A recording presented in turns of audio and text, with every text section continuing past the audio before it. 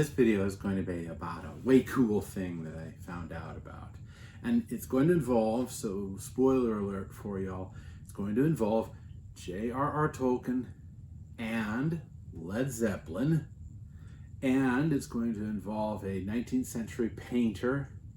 And it's going to involve a literary concept. So if any of those things scare you, then back slowly away into the hedge right now. Let's begin. Over Christmas, my beautiful wife got me this book. Now this is pictures by J.R.R. Tolkien.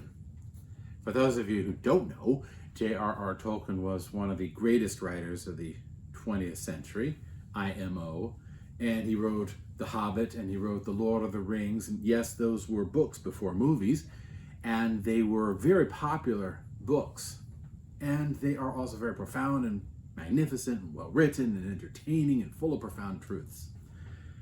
But he was also quite the illustrator, and he had a penchant for creating languages. He loved to create languages, and he loved to create little worlds, secondary worlds he called them. But he was quite the painter because he was trying to get his ideas down onto page, and so he painted in watercolors. And this little book collects all of his paintings into one spot, so you can see them all beautifully rendered here. The printing is quite lovely. The publisher is, let's see here, it's published by HarperCollins Publishing, and it was first put out in 1992, but now it's Houghton Mifflin Harcourt from Boston, New York. This copy is anyway, and it's a brand new printing, so I just love it. You know, you see these great pictures, a great write-up at the beginning by Christopher Tolkien, and a nice picture of the wonderful professor himself. And you see all these great paintings of Tolkien and sketches by Tolkien, and they have a neat little write-up next to the sketches and all. And I want to focus on one of those sketches, paintings today. The one thing that the book doesn't give, which I wish it did, was a little history about where did he get his ideas?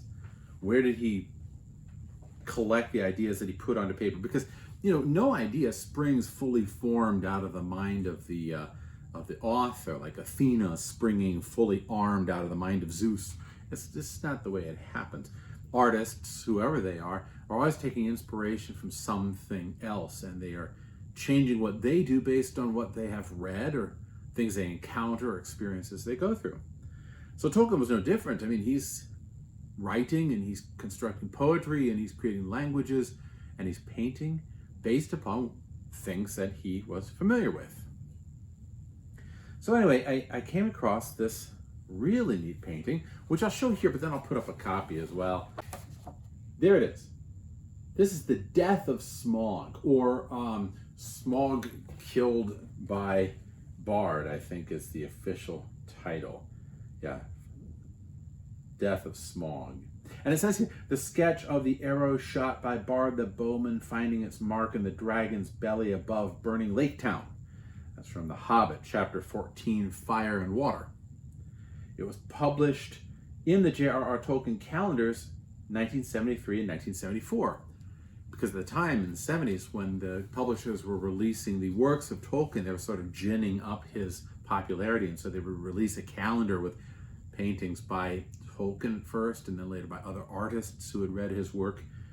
It was sort of like an early promotional thing. And you can get some of these calendars. Some of them are really magnificent. The Hildebrandt brothers, for instance. Later on, Alan Lee, who is the painter that they consult for the movie, by Peter Jackson.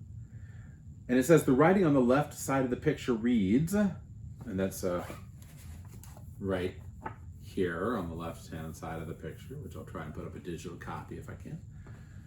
It reads, the moon should be a crescent. It was only a few nights after the new moon on Durin's day. In the left-hand bottom corner, dragon should have a white naked spot where the arrow enters. And at the bottom, Bard the bowman should be standing after release of arrow at extreme left point of the piles. So he's like making little notes in his picture about what things he needs to add. Not because he wants to make a great picture, but because he was a stickler for detail, Tolkien was. He was always trying to make sure that the things he was writing about were spot on according to coordination with other things he was writing about. So, and that's one of the things I admire about him. He was so meticulous in his detail. And so this was a sketch of the death of Smaug in order to get down what he was going to write about and show where people were going to be and what was happening and all. So it's really a neat sketch. And yes, you'll see in this copy, as I show you here, you'll see Smaug up above the burning town. Down below him is this burning town. It says Smaug right there. Death of Smaug, he says, written in pencil. And then you see him with his head thrown back and fire coming out of his mouth. And his two arms are splayed out with the fingers spread. See that? And then he's got his two legs. He sketched his two legs back almost like splayed outwards from the body as well. And that snaky body of his snaking off with the two wings, the two bat wings of the dragon pointing in different directions in a V shape. And it's kind of crude, it's true. He's not a fantastic painter or sketch artist, and I don't think he was trying to be. Much of his work that was published posthumously after his death by his son was published in order to capitalize on the phenomenon of Tolkien, but also in order to give people a greater idea of to what he was doing, what he was trying to get across. And you see in the distance, you see the moon there on the left, and you see in the distance these mountains on the horizon. There's a Great Lake, mountains on the horizon, and you can even make out the Lonely Mountain way off in the distance. It's smoking. There on the left-hand side of the page. It's smoking a little bit, smoke coming up. So it's a crude picture, but it's a really neat picture to look at what was going through Tolkien's mind at the time. And the colors and all, the orange and the yellow of Smaug, and then the dark background and all. So it's really cool. It's really neat to see. Now, what's really intriguing to me is that Tolkien never intended to be as popular as he ended up being. He was very popular. By popular, I don't mean just everybody liked him. I mean, he appealed to the populace, the common people. His writings were clear, but fascinating and rich in detail. They were profound and powerful. They were ornate in terms of the construction of language and world building. So people reading his stuff really latched onto it, and strangely enough, latched onto it as part of a movement that was occurring, especially in the 70s, the 1970s. The 60s and the 70s were a very tumultuous period. And there was a lot of change happening. And Tolkien sort of had one foot in the door of traditionalism. I mean, he was very much a traditionalist, this stodgy professor of language there at Oxford who wore a vest and a tweed jacket, smoked a pipe, and liked just to walk outside in the trees. He was a devout Catholic. He was a very conservative kind of guy, quiet kind of guy. And really, he was by no means a hippie. He was by no means part of the sort of free love movement or the rock and roll movement or any of that jazz. But nevertheless, he appealed to a whole generation of young folks that were, some were very, very literary and some were very artistic themselves. And so you see his appeal just mushrooming there in the 70s and then on into the 80s. So long before we had the Jackson movies, the Peter Jackson movies, and long before we had even the animated versions by Ralph Bakshi and that awful thing that was done by Rankin Bass, you had these writings of this very conservative, quiet, kind of peaceful guy who was just a fuddy-duddy in a way from Oxford, J.R.R. Tolkien. And his sketch of the death of Smaug in his book, The Hobbit, which was a sketch for him to find out where he was going to take everything in his narrative. But here's where things get a little interesting. I said, for instance, that Tolkien was very popular with a movement that was going on in the 60s and 70s. And for those who lived through it, it was quite the upheaval. Traditional values being thrown out and the family seeming to fall apart, and colleges seeming to fall apart, and violence, and the government, and all this. And Tolkien was very much opposed to strong fascistic government, and he was very opposed to modernity, and he was very opposed to technology. And he stood for all these kind of mythical things, the mythical realm, of world of imagination, secondary world. And he wrote about the possibility of triumphing over this horrendous evil that seems to have been inundating the modern world and still seems to be inundating the modern world. His characters are truly noble. There's no alloy in them of evil and good at the same time. They're truly noble, and they do triumph over a truly evil power, the power of Sauron, or in the case of the Hobbit, the power of Smaug. And so he showed a whole generation that it was possible to triumph over what seemed to be almost insurmountable odds. And so even if you are against the movement that happened in the 60s and 70s, this huge cultural shift that occurred, or if you look at it askance, as some of the people that I know do, you would acknowledge that Tolkien saw something very wrong in it, and that he was somebody who was against it, and maybe that's why he was popular with the movement. Well, what was that huge thing? I don't know. Maybe it was the bomb, the A-bomb. It might have been the two world wars that we had fought during the 20th century and the carnage thereof.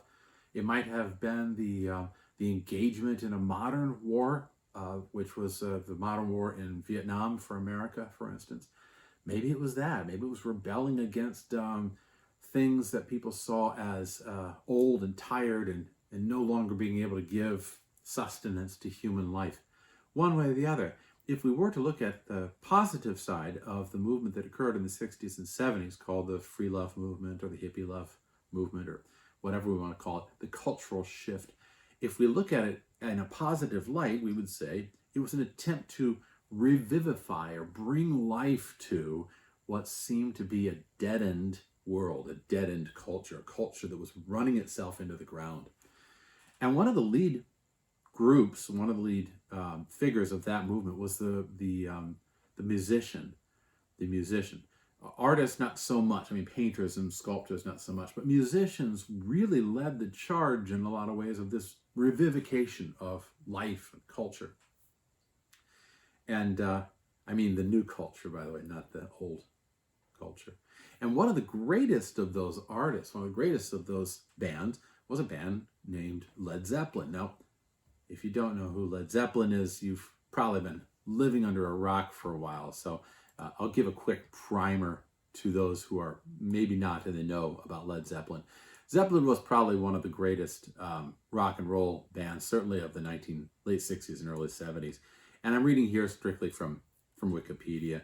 They were an English rock band formed in London in 1968. So if we place that movement between 65 and 78, 65 and 80, they were really there at the very dawn of the thing. The group comprised vocalist Robert Plant, guitarist Jimmy Page, bassist and keyboardist John Paul Jones, and drummer John Bonham. They had a heavy guitar-driven sound. They're cited as one of the progenitors of hard rock and heavy metal. Their style drew from a variety of influences, including blues and folk music. They've been credited as significantly impacting the nature of the music industry, particularly in the development of album-oriented rock and stadium rock. So, this band, they started as a group called the New Yardbirds, and eventually they thought, well, if we make this new band, it's going to go over like a Led Zeppelin was the joke. Nobody's going to really appreciate it because we're so countercultural at the time. And so they named their band Led Zeppelin. And they were originally with Atlantic Records. And at some point, they broke from Atlantic Records and they formed their own record label. And the record label was called Swan Song Records. And I'll just read really quickly about how that came about, because it's kind of interesting, at least to me.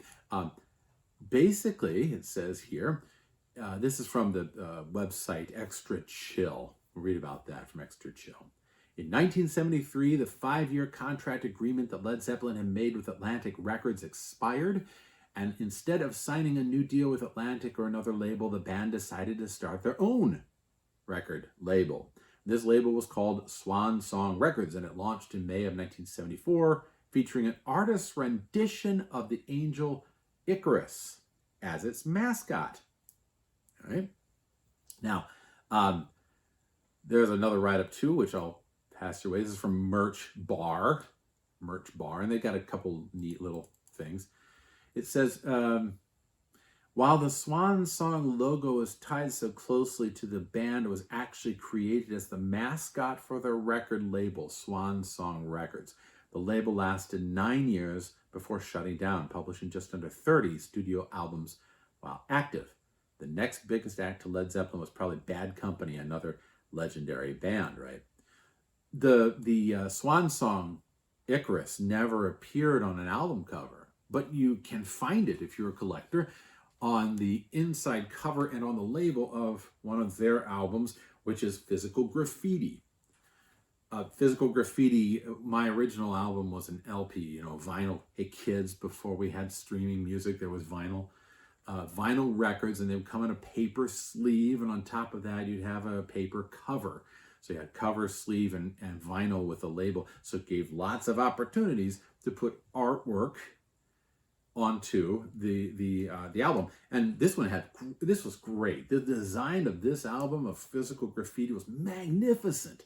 It featured a brownstone apartment in New York, and you could, when you took out the paper from the cover, you take it out this way, and actually it was this way. You take it out this way, and the windows would all shift because the windows had pictures on the inside paper that then would be in the cutouts of the cover, that then you would see them, like blinds going up, like the windows going up, which, as somebody pointed out, is fantastic because this was what their music was about. It was about bringing light into the world, bringing life into the world. Now, you can agree or disagree with that, but certainly a Bacchic kind of life.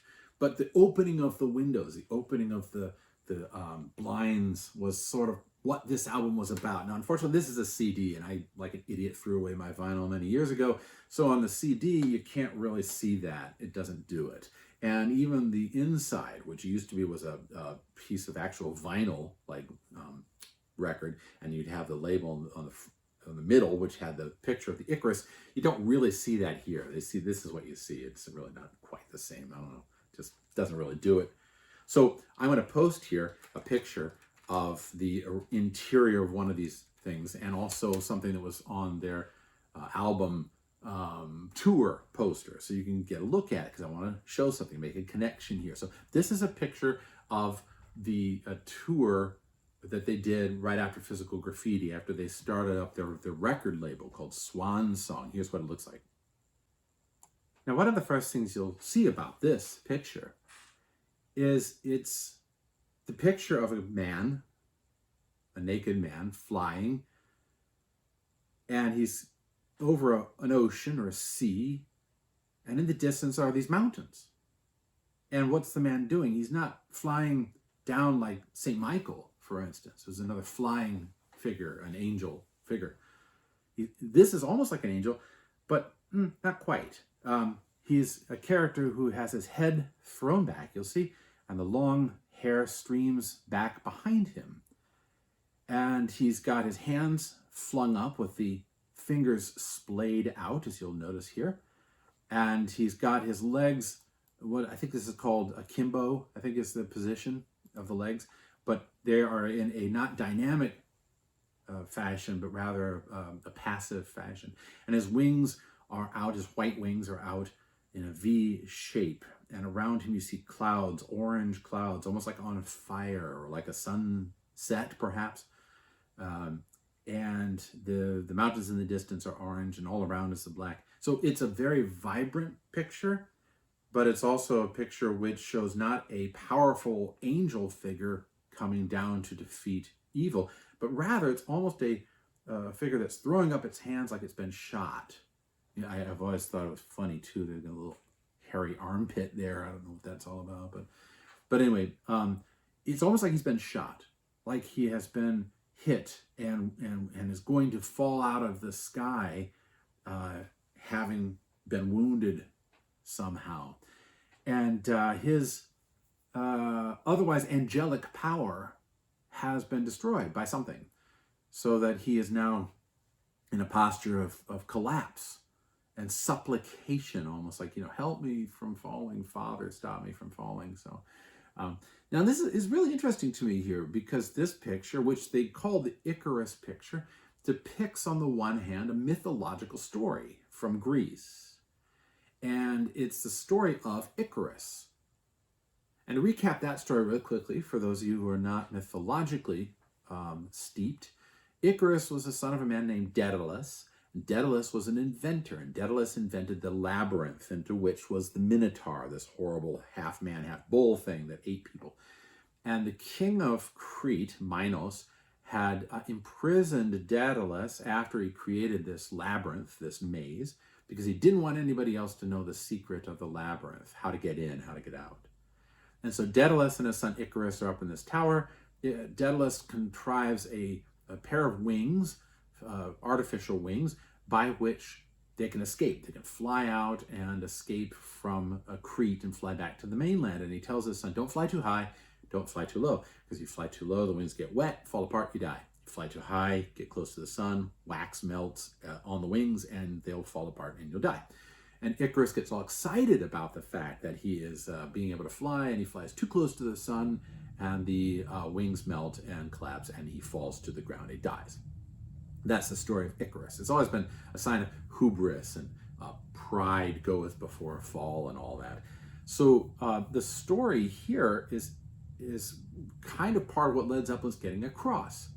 Because the band was not just a bunch of guys making music to make money. They really saw themselves, as many bands at the time did, as being prophetic, as having a prophetic message, something to get across, which was a revivification of the society, a restoring of life to the society. And they saw the previous society, the previous culture, as being dangerous, as being deadening, as something that killed life. So the Icarus story is really fascinating to use as their label because they use Led Zeppelin, the term Led Zeppelin. They thought originally that Led Zeppelin would go over like a lead balloon. Nobody would like it. It was too countercultural. It wasn't going to happen. They would have as much success as they did in the New Yardbirds. And so like the Zeppelin story of the fiery inferno crashing to the ground, they thought that was going to happen to their band, and it turned out quite the opposite. By the time they created this label, the Icarus label, I'm speculating here, I think they were thinking rather this is a commentary on where we're headed as a society. As a society, we are in a state where we kill life, where we're antithetical to life, and where something beautiful gets killed by the machine, the bullet, if you will, that destroys the machine. But there's also a warning, because it's the idea that Icarus, who flies too high, ends up being destroyed by his own pride, his own hubris. So they put a lot of thought into this sort of thing, and their Icarus label was intentionally tied to this idea of reviving society, but being careful that we don't just overdo it and think we can fix everything, or tied to the idea that society had gotten too proud and flown too close to the sun. Anyway, people, when they listened to Led Zeppelin, young people especially, took a great charge from this and saw great profundity in the label and the meaning and the music as well. It wasn't just a shake your hips thing. It wasn't just a wild bacchanalia, although there was plenty of that. It was this sense that these were the modern artists that were going to revive culture. They were almost like the prophets of their era. So Led Zeppelin uses this label, this Icarus label. And there's a really interesting article, actually, which I'll post here in the notes, where the author talks about how they saw themselves as being changing society. And I'll just read to you really quickly from that, if you don't mind. This is by Charlie Curlinger. And you can find this article, if you want, at the Unveiling the Timeline of the Led Zeppelin Icarus poster release. That's the very complex title. You can find the whole thing at benvaughn.com, but I'll put a link there. So one of the things that he points out, though, is he points out how they were trying to alter society. What they were trying to do is change the nature of the culture. And he says here, In the tumultuous landscape of the late 1960s, Led Zeppelin emerged as a phoenix from the ashes, igniting a revolution that would forever reshape the world of music. This was no mere ascent, it was a meteoric rise to fame that would imprint Led Zeppelin's name in the annals of rock history. Amidst the kaleidoscope of counterculture movements, psychedelic experiences, and societal shifts, Led Zeppelin's unique musical prowess soared, cutting through the cacophony of the era. But beyond the mesmerizing melodies and thunderous rhythms, there was a realization that music needed more than just auditory excellence to stand out in an increasingly competitive industry. So he talks about how they came out in an industry that was already competitive because there were a lot of artists and a lot of people that were creating artwork and music at the same time in this whole era. And we have to consider that the album cover was rivaling other albums that were equally demanding on people's attention, so to speak.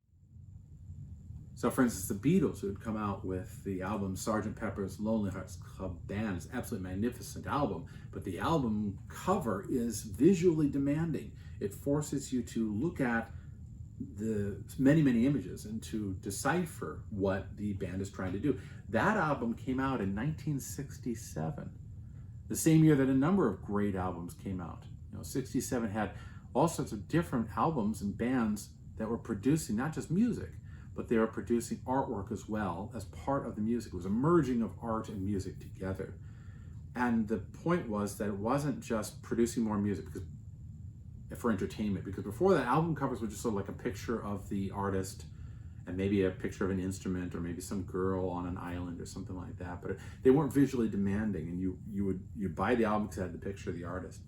Now you have albums where the artwork and the music was part of an experience, the Jimi Hendrix experience, and you were asked to begin considering why they were putting on their album the artwork they were doing, and why were they making the music they were doing, and why did they have those lyrics, et cetera, et cetera, et cetera. So anyway, this album, 1974, I think, Physical Graffiti was, I think, 74. Anyway, this album with the label was already competing with a lot of other albums that were using these visuals in order to tell a story, in order to create artwork. That is a consideration, it's true. But it's also important to note that what they were doing was they were trying to change a society. It wasn't just a monetary thing. They were trying to change society. They were trying to say something through the album. Now, whether you agree with what they were saying or whether you take it seriously or think, it's just culture, blah, that's what they were trying to do. They're trying to say something.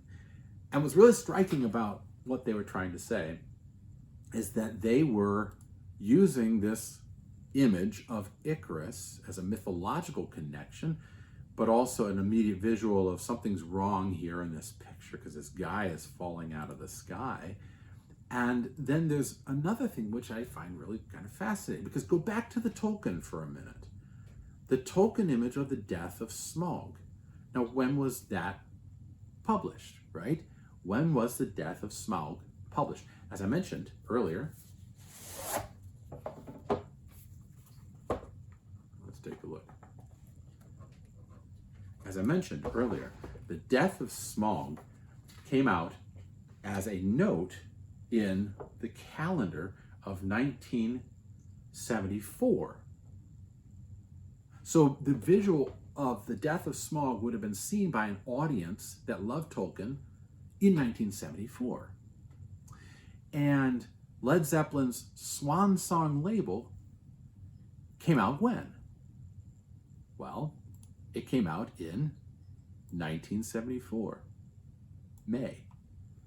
So if the album cover of Swan Song came out in 74, May, and the album or the calendar of Tolkien came out in 73, we assume because it was a 74 calendar, then it's possible that people in a movement that loved Tolkien had already seen the picture of the death of Smaug, even if Tolkien had himself drawn it prior to that calendar. And it's possible that one piece of artwork could have influence on another piece of artwork. Not improbable anyway, but look at the connection between these two things. Look at how Smaug, as I put it up here, Smaug has his head thrown back, and there are these curly flames and smoke coming out from his mouth, and he has his arms back with the fingers splayed out and the legs akimbo, and the two wings, the bat wings, in a V shape. Notice how he's yellow and orange in color. Notice how there's a horizon, slightly curving horizon with mountains in the background, as we see here in the detail. Notice how this is burning underneath the city of Long Lake Town is burning underneath him. Well, look at the Led Zeppelin picture for a minute. Here it is. We'll put it up. Here we have an angel figure, Icarus, who has no visible wounds, but is head thrown back, curly hair coming out from his head, but from his mouth, his head, hands up, fingers splayed, legs akimbo, wings out in a V shape. Clouds in the background are orange and yellow. A horizon, for instance, of certain mountains on the horizon. Almost identical to what J.R.R. Tolkien drew in 1974. So you've got a 75 label with a 74 calendar. Is there a connection between one and the other? It's not unthinkable. For those of you who might scoff, it's not unthinkable. Why? Tolkien was very much loved by the hippie movement, by the rock movement, by the young movement, the free love movement. He said that he was very shocked to open his door sometimes to get the milk off the front porch, and there'd be hippies standing there at the front of his door waiting to shake the hand of the old philologist. You know, he'd go for his walks in the afternoon, and young British, long British hippies would go up to shake his hand and get his autograph because they saw Tolkien in the 70s as a rock star. They thought of him as a rock. He was on the cutting edge for a lot of these countercultural people, the hippies, the beatniks. They all saw Tolkien as the guy who was writing the stuff that would change culture. My father, for instance, I remember he wasn't a beatnik or any of that. He was much more on the conservative side, but he was so eager to read Tolkien that when Tolkien published his volumes of The Lord of the Rings in 3 installments, because his publisher said no one will read this as a big book, they came out at different years. And when the first one came out, my father was so eager to read it, he went to get the second copy, and it hadn't come out yet. And he was just gnawing his fingers, waiting for that second copy to come out. He's so eager, because we got to remember, Tolkien at the time, nothing else was like him. He was the only writer who was writing something about hope and about being able to conquer the evil and about being able to change the world for the better.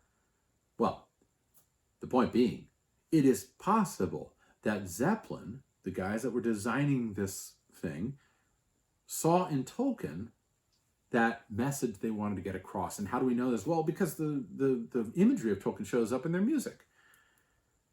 Plant and Bonham and others, they wrote their own stuff. Most of their stuff is highly original material. They do some blues covers and things like that. It was highly original material. And in some of their songs, the lyrics have in them Tolkien imagery.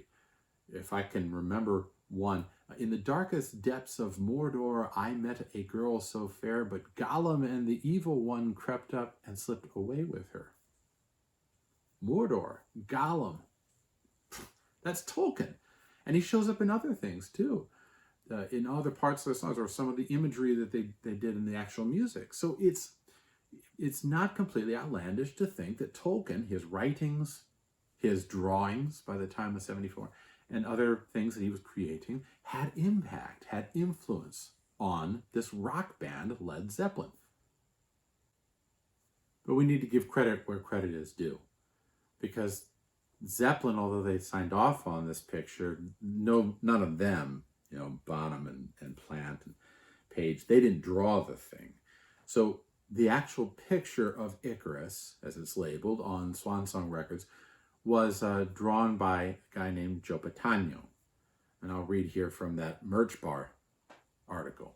The man who drew the incredible Swan Song logo is none other than Joe Patano, a renowned artist who also worked with Pink Floyd, Motorhead, and plenty of other rock bands. Patano is known especially for creating Motorhead album art and designs like their own iconic mascot, Snaggletooth. So Joe Patano is the fellow who actually designed the label. And here in the Charlie Curlinger article from unveiling the timeline of the Led Zeppelin poster, he talks about how this was part of this dialogue between art and music.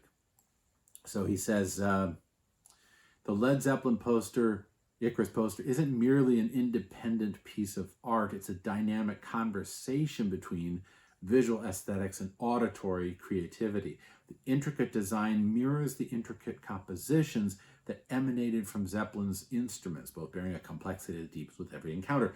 This visual manifestation of the band's sonic identity serves as an invitation to bridge the gap between music and art, allowing admirers to explore how these two realms harmoniously coexist. I think it was an attempt to bridge a gap between music and art. It was a whole cloth thing. But I think they were also doing something else. I think that the band, Zeppelin, was trying to bridge a gap between the old culture and this new thing they were trying to get across. There's a legitimate and illegitimate way of changing culture. The illegitimate way, if we start with that, is to completely destroy the old culture and then introduce something new. So communists are very keen on this idea. Destroy the old, the cultural revolution that occurred in China. It's a terrible way to do it because you destroy whole reams of valuable material that people have worked on and preserved for thousands of years. But there is a legitimate way to try and alter the culture, to take what is valuable in the old and try to transfer it into the new, to bring it into the new, to take for your inspiration older things that then inspire new works and new art. That's what Tolkien was doing. Tolkien based his world on the Anglo-Saxon world of old and on the history that he was familiar with and with the languages that he was familiar with. And so his work is so fantastic because it's so deeply rooted in what already existed. He doesn't try to tell a whole new realm or create a whole new realm. He tries to create a world that, in his own words, was actually part of our world. It was a progenitor to our world. And so he roots his creations, all of them, in things that emerged from history and from culture. I'm thinking that the people that were in the band of Led Zeppelin and around the band of Led Zeppelin were doing much the same thing. They weren't trying to completely break with the old. They were trying to take the old and make it into something new. And you see this, for instance, in their use of instruments, the use of mandolin, for instance, or the harkening back to old blues songs that existed prior, or sometimes bringing in even medieval or Renaissance music into some of their more lyrical works. Now, admittedly, when they crank it up and they turn into, like the crunge, for instance, or Brownie Hour, they do go into a very rock and roll, electric-based, rhythm-based form of music. But then you have other things like The Song Remains the Same, for instance, or the Rain Song, where they are actually touching on almost medieval styles of music. They're not much different than the troubadours that were going around Europe during the 1400s and 1300s. This is very true even in this label, because this label, the Icarus label, I do think was influenced by J.R.R. Tolkien, but it's also influenced by somebody else. And the inspiration actually comes from a 19th century painter. And this is the painting that I'm referring to. Now, this painting is by William Rimmer. He lived 1816 to 1879, and I'll put a link in the video for this. He was born in Liverpool, but he lived in America. And this painting is one of his most famous works. It was a painting called Evening, Fall of Day. Now, Evening, Fall of Day, you'll notice, has a naked man with wings. It's a charcoal, I think, so it's not colored. A naked man with wings, head thrown back, one arm up, the other is itself crooked. There's a halo around him. And then you have the legs that are akimbo. You have the mountains in the distance, and you have the clouds. Some of them are on the behind the wings, and some of them are in front, like mist. And you have the ocean, the vast sea. And Rimmer was creating something based on the Icarus myth, but he called it evening, fall of day, which gives sort of a reason to consider that the Icarus painting that happens later on by Patanio is perhaps depicting something that occurs at evening time when the sun goes down, and that he is hearkening back to an image which wasn't directly Icarus, but was a classically based design that was called evening, fall of day. Well, notice that in the Icarus painting, you've got some subtle changes. So for instance, the arm that in the Rimmer painting is one up and the other is crooked, both arms are up as though supplicating for the god to save him.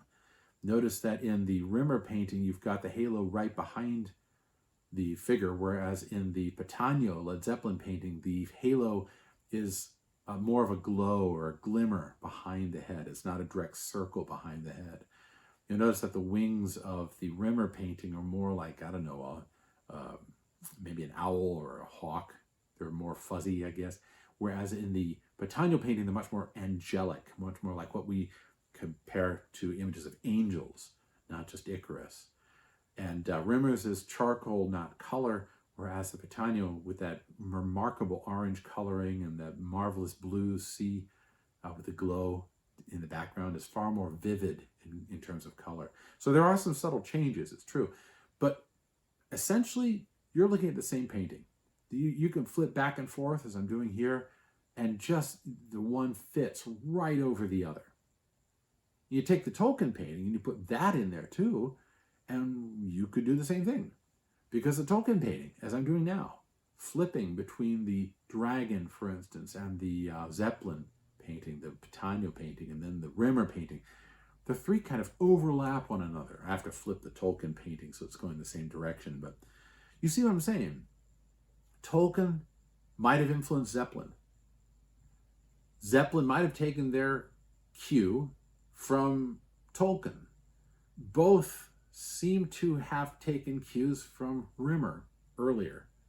And so all three are connected to each other. It's like they're carrying over, Tolkien's carrying over Rimmer's iconography as a, a blueprint by which he can get his own ideas together. He never meant this to be an actual fully published painting. It was just a sketch for him to understand certain things. But he's carrying over Rimmer's imagery from the 19th century, almost directly into the image of Smaug. And Zeppelin, whether they're taking from Tolkien or going back to the original, I think they're going back to the original, was drawing from the past in order to bring into the present something of the iconography from the past. Well, what does all this tell us? At the very end of the article by Charlie Curlinger, he says the following, which I'll just read to you. The Icarus poster transcends the boundaries of rock art, evoking philosophical and mythological themes that resonate across cultures and centuries. The figure's ascent and the sun's proximity allude to the hubris of human ambition, a reminder that even the loftiest aspirations can lead to downfall. This theme, drawn from the Greek myth of Icarus, finds echoes in Led Zeppelin's music, which often explore the juxtaposition of ambition and vulnerability. The poster becomes a philosophical allegory, prompting contemplation on the delicate balance between reaching for the stars and embracing the realities of existence. I like that philosophical analysis of this poster and of the band as well, and it's well worth reading Curlinger's article, so I'll post it here. But I would point this observation out, that I think that when we're dealing with artwork, we're dealing with imagery, we're dealing with symbolism, and the use of symbols is important to look at. What is the artist trying to convey? Are they conveying an angelic figure sure of itself that's coming down in order to meet justice out on the earth?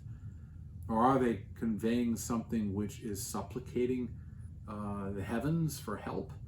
Are they conveying something of hubris? Or are they conveying something of the tragedy that is occurring because something beautiful has been killed? Are they conveying, like Tolkien, this idea of the defeat of an evil creature by humanity? That's up for philosophical discussion, of course. But the really neat thing to me is that all three of these artists, even the original Rimmer painting, because he bases his things on prior sculpture and prior paintings, which I don't need to go into here, all of them are exercising something which is pointed out in a book that I read earlier by Bernard Bateau, where Bateau coins the phrase of mythopoeic speculation. And this is something I brought up in other videos before. As artists, we take prior works and we rework them in order to make something new, in order to say something new about our own culture. And this, you see this all through history, all through art history. Every piece of artwork is emerging from prior artworks. Every piece of artwork has a debt they owe to other artworks. And it's not that they're saying the same thing. It's that they are taking those previous artworks and using that as a template to say something about their own culture, something new about their own culture.